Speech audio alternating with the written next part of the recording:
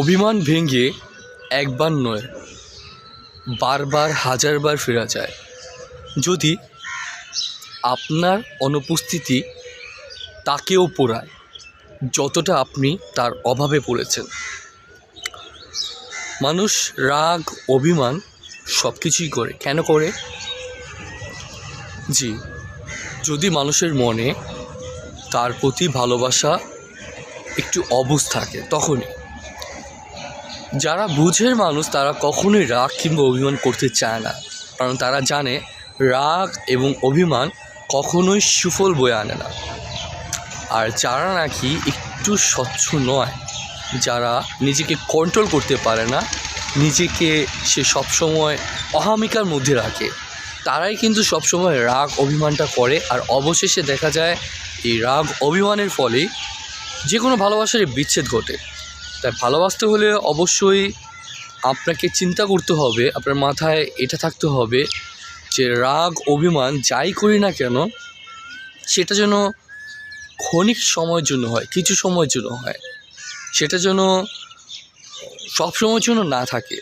কারণ সীমিত সময়ের জন্য থাকলে রাগ অভিমান ভেঙে আবার ফিরে আসা যায়, কিন্তু আপনি খেয়াল করে দেখবেন যদি এটা দীর্ঘস্থায়ী হয় বা দীর্ঘ সময়ের জন্য হয়, তখন এই রাগ অভিমান থেকে বিচ্ছেদের সম্ভাবনা বেশি থাকে।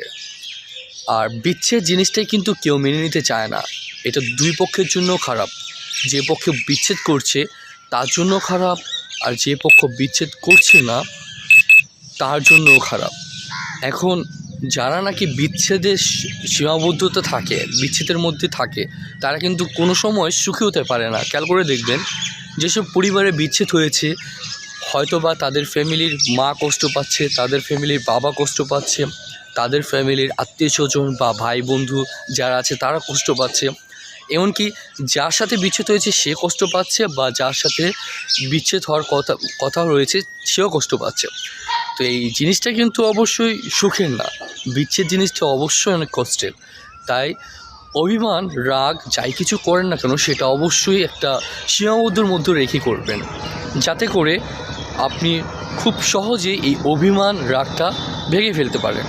আর যদি একবার অভিমান বা রাগটা ভেঙে ফেলতে পারেন তাহলে কিন্তু যে কোনো সম্পর্ক আবার খুব সহজেই জোড়া লাগে, বা যেটাকে বলে আপনার একত্রিত হয়। তাই নিজের প্রতি কনফিডেন্স রেখে যে কোনো সম্পর্কে লিপ্ত হবেন। আর নিজের প্রতি বিশ্বাসটাই হচ্ছে সবচেয়ে বড় মূল বিষয়। আপনি যদি কাউকে বিশ্বাস করে আপনার সম্পর্কটাকে